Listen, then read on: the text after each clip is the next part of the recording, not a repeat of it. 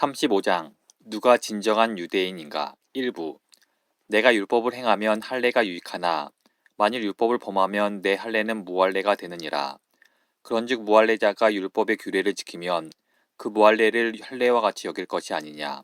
또한 본래 무할례자가 율법을 온전히 지키면 율법 조문과 할례를 가지고 율법을 범하는 너를 정죄하지 아니하겠느냐.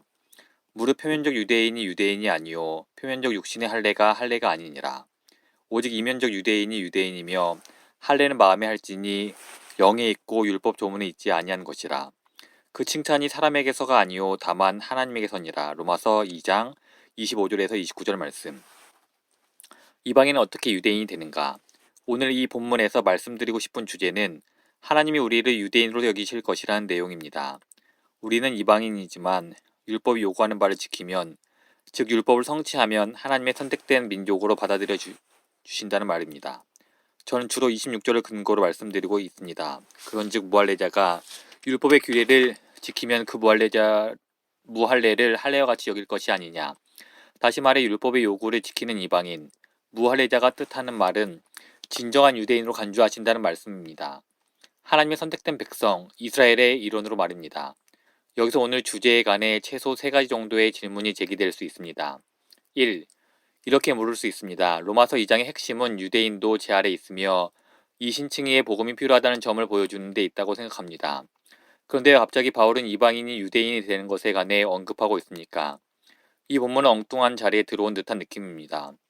모든 사람이 제 아래 있음을 보여주려는 바울의 총체적 목표와 이것이 어떻게 어울립니까?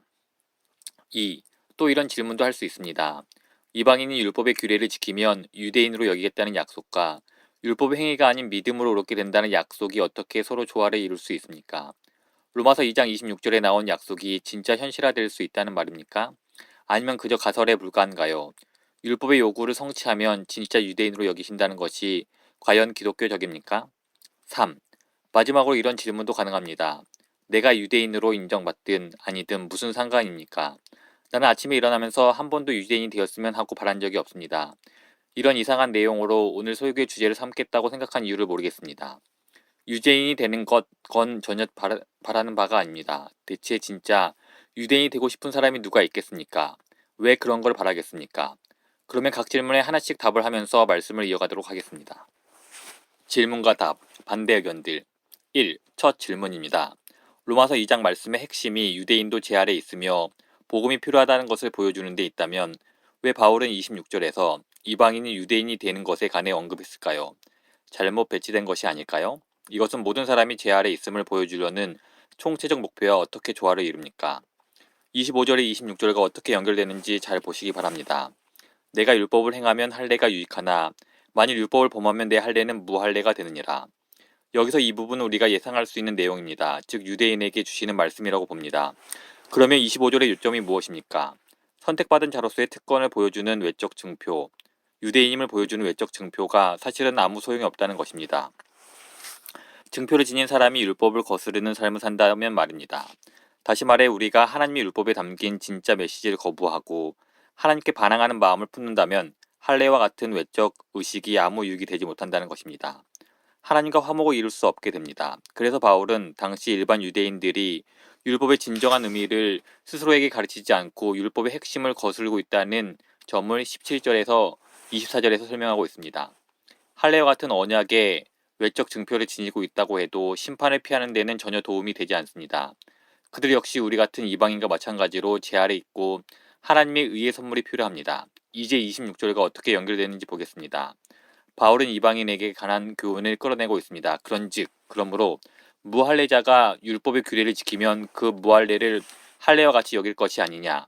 다시 말해 내가 율법을 완수하지 못하면 나의 할례는 무용지물이 되고, 따라서 할례와 같은 외적인 증표는 중요하지 않으며 정말 중요한 것은 율법이 마음에 관해, 믿음에 관해, 그리고 믿음을 발미없는 순종에 관해 가르치는 바를 제대로 이해하는 것이라는 뜻입니다. 그리고 정말 그것이 중요하다면 율법의 참 의미를 이해하고 성령으로 마음이 변화되어 믿음으로 순종하는 이방인들, 무할례자들은 진정한 유대인이 된다는 것입니다. 이방인의 회심이 유대인의 회심을 이끈다. 왜 여기서 이런 말을 하는 것일까요? 동족인 유대인들이 복음을 받아들이도록 도우려는 바울이 유대인들에게 말하고 싶은 적어도 두 가지 사실을 부각시키기 때문입니다. 1. 이방인과 같은 외부인이 유대인에게 주신 언약을 상속받는다면 그것은 반대로 유대인들이 얼마나 율법을 오해하고 있는지를 보여주는 것입니다. 21절에 나온 바와 같이 유대인들은 스스로를 가르치지 않았습니다. 율법이 가르치는 믿음이라는 참된 메시지 때문에 오히려 넘어졌고 율법을 외적 행위의 범주로 변질시켰습니다. 이방인이 유대인이 되고 언약을 상속받는다면 유대인들은 정말 중요한 사실을 오해하고 있는 것입니다. 믿음과 같은 내적 실체 대신 할례와 같은 외적 형식에만 치중하고 말았습니다. 2. 이방인처럼 언약 밖에 있던 사람들이 하나님의 왕국에서 태생적 이스라엘 백성의 자리를 대신 차지한다는 것은 유대인들이 얼마나 구원이 필요한 존재들인가를 보여줍니다. 그저 길을 잃은 듯이 보이는 것이 아닙니다. 실제로 모두 길을 잃었습니다. 그들보다 자격이 안 되는 듯한 사람들도 목숨을 구하고 구원의 식탁에 자리하는데 유대인은 구원의 자리에 나오지 못하는 것을 보면 그들은 정말로 길을 잃은 것이 분명해 보입니다. 따라서 첫 번째 질문에 대한 저의 답은 이렇습니다. 바울이 갑자기 이방인 유대인이 되는 문제를 제기하는 이유는 유대인들 스스로 자신이 성경을 오해했고 믿음을 통해 은혜로 구원을 받아야 하는 존재임을 깨닫게 하고 또한 유대인만 받았다고 생각하는 언약을 상속받는 이방인이 있으며 그들과 유대인은 다르지 않다는 사실을 깨닫도록 돕고자 합니다. 2. 두 번째 질문은 이러했습니다. 이방인이 율법의 규례를 지키면 유대인으로 여기겠다는 약속과 율법의 행위가 아닌 믿음으로 옳게 된다는 약속이 어떻게 서로 어울릴 수 있지요? 로마서 2장 26절에 나온 약속이 진짜 현실화될 수 있다는 말입니까? 아니면 그저 가설에 불과한가요? 율법의 요구를 성취하면 진짜 유대인으로 여기신다는 것이 과연 기독교적입니까? 현재 우리가 중점적으로 보고 있는 26절을 기억하시기 바랍니다. 그런즉 무할례자가 율법의 규례를 지키면 그 무할례를 할례와 같이 여길 것이 아니냐. 제가 여기서 말하려는 바는 율법이 진정으로 의미하는 것을 지킨다면 우리가 비록 이방인이라 하더라도 하나님의 진정한 백성의 일원으로 인정받을 수 있고 영원한 생명도 상속받는다는 것입니다. 곧 우리가 율법이 정말로 의도한 바를 성취한다면 영생에 들어가게 된다는 말입니다. 이것이 기독교적인 것인지 아닌지에 관한 질문과 그것이 믿음으로만 옳게 된다는 사실과 어떻게 조화를 이루는가에 대해서는 두 가지로 답하려고 합니다.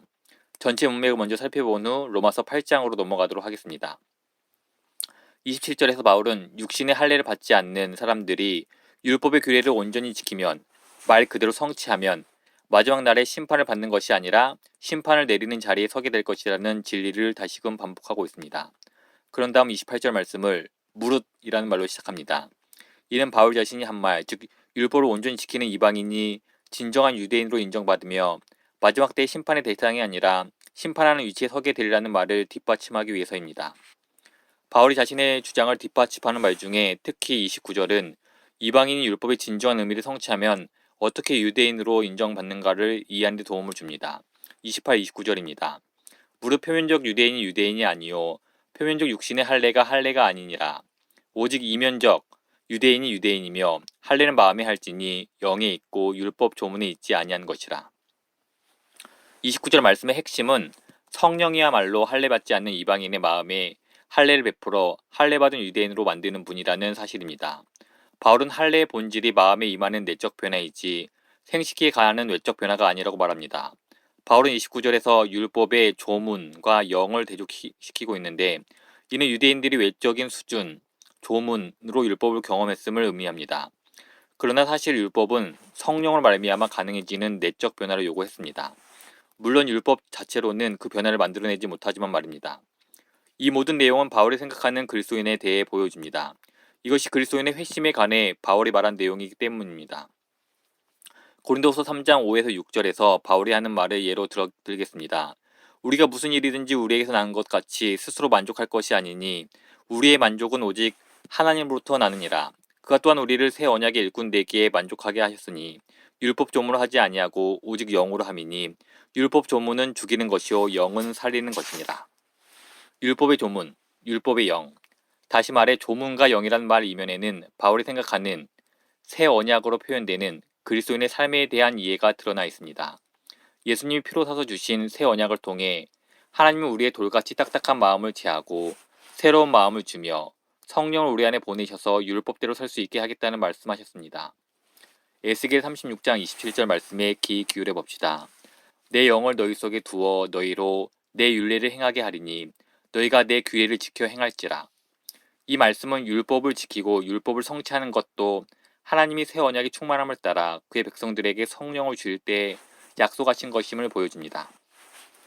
따라서 무할례자가 율법의 규례를 지키면 그 무할례를 할례와 같이 여길 것이 아니냐라는 26절 말씀을 대할 때 우리는 이것을 성령을 받고 율법을 죽음에 이르게 하는 죽은 조문으로 대하지 않는 그리스도인이 된 이방인으로 이해합니다. 오히려 율법은 성령이 허락하신 믿음의 할례를 받고 열매 맺는 삶을 살라는 하나님의 선한 뜻을 잘 표현해 놓는 것이 되었습니다. 다시 말해 율법의 요구를 지키는 것은 성령이 값없이 주시는 선물입니다. 이것은 율법주의가 아닙니다. 행위로 얻는 구원도 아닙니다. 이것은 믿음의 순종입니다. 바울이 로마서 1장 15절에서 그의 모든 사역의 목표라고 했던 것 말입니다. 그로 말미암아 우리가 은혜와 사도의 직분을 받아 그의 이름을 위하여 모든 이방인 중에서 믿어 순종하게 하나니, 율법의 요구를 지킨다는 의미는 율법이 우리에게 하나님의 은혜를 신뢰하라고 가르친다는 것을 발견한다는 의미입니다. 또한 율법의 요구를 지킨다는 의미는 아무 심도 없는 죽은 조문 대신 성령의 내주하시는 심에 기대어 그 신뢰를 드러내는 방식으로 살도록 가르친다는 것을 발견한다는 의미입니다. 이번에는 앞의 질문, 율법이 요구하는 바를 다 완수하면 진짜 유대인으로 인정한다는 것이 과연 기독교적인가에 대한 두 번째 답변을 해보겠습니다. 로마서 8장 3, 4절을 보시기 바랍니다.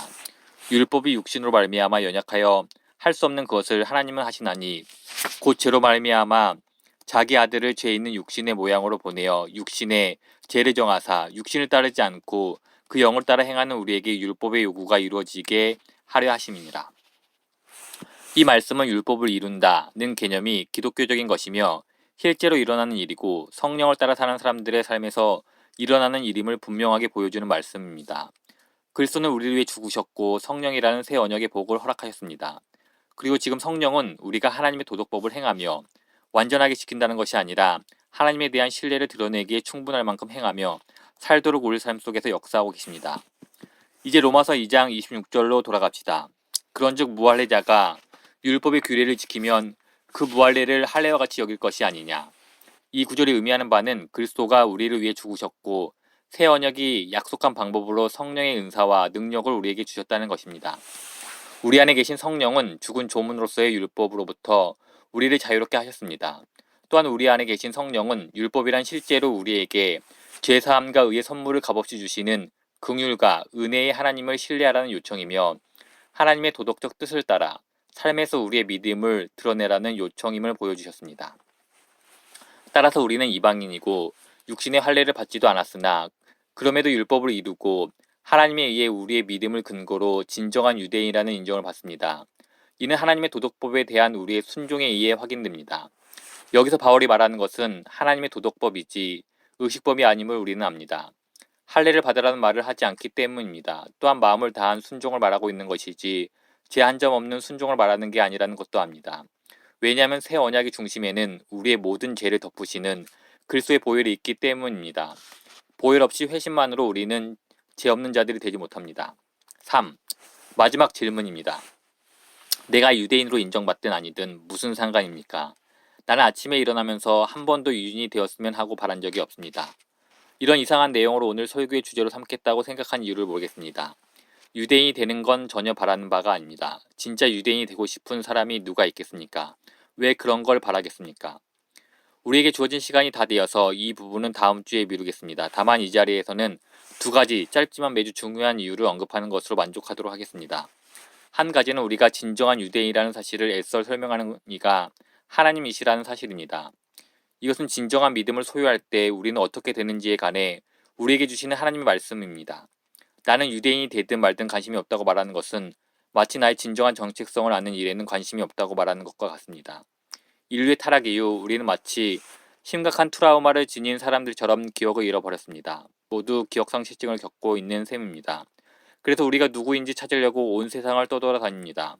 우리가 누구인지 아는 이가 계십니다. 하나님입니다.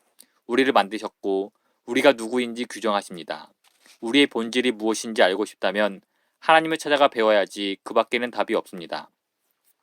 그러므로 우리 정체성의 본질은 믿음으로 순종을 이룰 때 진짜 유대인이 되는 거라고 하나님이 우리에게 말씀하신다면 그것은 말 그대로 큰 선물입니다. 진짜 유대인이 될 때 무슨 유익이 있는지 잘 모른다고 해서 하나님의 좋은 선물을 거절하지 마십시오. 이것이 제가 드리는 첫 번째 당부입니다. 하나님은 우리가 누구인지 말씀하고 계십니다. 주목하십시오. 선물을 받아들이십시오. 하나님보다 내가 더 잘 안다고 자만하지 마시기 바랍니다. 마지막으로 말씀드립니다. 진정한 유대인이 되기를 소망하시기 바랍니다. 구원은 유대인에게서 나기 때문입니다. 그리고 진정한 유대인이 될 때 하나님의 모든 언약이 우리의 것이 되기 때문입니다. 정말로 놀라운 일은 신약과 구약 성경 전체가 내 책이 된다는 것입니다. 내가 유대인이기 때문입니다. 그래서 나의 언약이 되는 것입니다. 내 이야기도 됩니다. 그리고 그분은 나의 메시아가 되십니다. 나의 하나님이 되십니다. 유대인이든 이방인이든 그리스도 예수 안에 있는 하나님의 궁휼하심을 신뢰하고 죄를 회개한다면 누구든 그렇게 말할 수 있습니다. 이에 다음 주를 기약해야 할 것 같습니다. 여러분 모두 유대인 된 것을 기뻐하시기 바랍니다. 오늘 제가 한 일은 기초를 다지는 작업이었습니다. 다음 주는 진정한 유대인이 되는 것이 왜 그토록 놀라운 일인지 좀 더 큰 그림을 그려보겠습니다.